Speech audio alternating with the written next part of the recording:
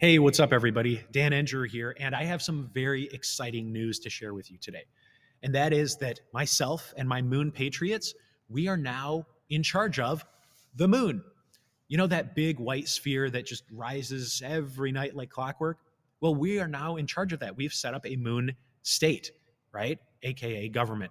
And we now have the right to lay and collect moon taxes. We have moon laws. And all of this flows from the fact that we wrote a moon constitution. So I'm not a tyrant. I'm not unfair. We believe that, we have to have a set of rules that we're all going to follow.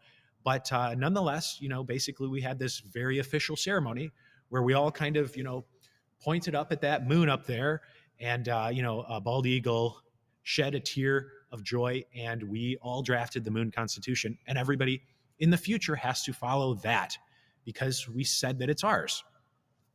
Now, if I drop the act for a second, I have a question for you, which is, would my claim over the moon grant me any legitimate authority whatsoever? Whether it was me or 1,000 of my Moon Patriot buddies, we all got together and said, anybody who goes to the moon from now on has to follow our rules and pay our moon taxes. Well, I think we can all agree, being reasonable people with common sense, no, you can't do that. That's not where legitimate authority comes from. That's not how it works. Well, okay, if we can all agree on that, then my question to you, my challenge to you would be, how is the American Constitution, drafted in 1787 by 51 wig-wearing and stocking-wearing handsome men, how is it any different? Specifically, where does it get its authority from? I debate with statists all the time, and they say, well, the Constitution is the supreme law of the land. And to that I ask, okay, but according to who? How did it actually get its authority? Now, don't get me wrong. I do believe that one can have legitimate authority over a given territory of land. Absolutely. For example, if you own a piece of land, you've got your yard and your home on top of it, or your place of business. In this case, where I'm at, my building, which I own, and the land that it's on. Yeah. If you own land, it's basically your land, your rules. You get to be the king of that territory, and you get to make the rules. You say, hey, anybody who comes here must wear pink polka dots on Tuesday, or is not allowed to smoke marijuana on this property. You name it. You get to make the rules as long as you're not violating people's natural rights, like murdering them, etc.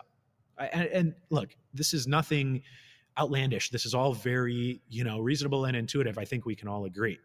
So the problem is that in the case of a constitution, whether it's the Moon Constitution or the American Constitution, what happened is that a bunch of guys got together and they said, yeah, see this vast territory that we don't own, that we didn't fence in or build anything on or improve it in any way. We didn't make it ours through homesteading, Lockean property rights. We didn't do any of that. And there's people already occupying it. But yeah, we now control it. We now get to make the rules, and we'll try to make them good rules and reasonable rules, but people still have to follow our rules. And to that I say, no, that's BS. You don't get to make stuff up like that. Authority has to be legitimately derived from something, whether that is homesteading, again, investing your labor, your work into a given piece of territory. But you don't just get to say, like, yeah, nobody can walk into that enormous forest over there, thousands and thousands of miles, of square miles, unless they pay homage to me and follow my rules. Who says that you get to make that rule? Why can't somebody else just say, well, no, my rules, override those? It's literally a completely arbitrary, sweeping generalization. And that's the simple, bare, plain truth of it. Now, people will come up with all kinds of mental gymnastics to try to justify this. Like, well, we need law. We need the law of the land. Otherwise, it would be chaos, and it's just his word against my word. And who's recording the property deeds, and who's the ultimate arbiter of the truth? Well, we can talk about those things, but you need to realize that that's going off into consequentialist justification territory, like, well, I can't imagine how we have a society without a state, therefore I get to impose arbitrary authority. No, you don't. I'm sorry. And there are ways to have a peaceful, orderly, just society that recognizes property rights, that can help resolve disputes, that has a system of trade and courts and military and defense and you name it, without having unjust, arbitrary BS authority. So it's really that simple. If you're honest with yourself and you don't try to pull 10,000 rabbits out of your ass to come up with a justification for why this Constitution has legitimate authority over us. It doesn't. The emperor has no clothes. Okay. And we can talk about alternative forms of governance, and that's what this channel is all about. But the very first thing is to get to the absolute very root of things.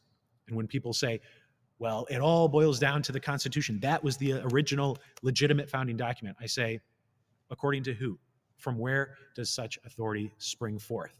And when you challenge that and people don't have a cohesive answer, like it's not rooted in legitimate property rights, it's just something that somebody said and we all kind of like, yeah, okay, we were all taught this starting from grade school that, yeah, it sounds official, it sounds important, we have to follow what the founding father says.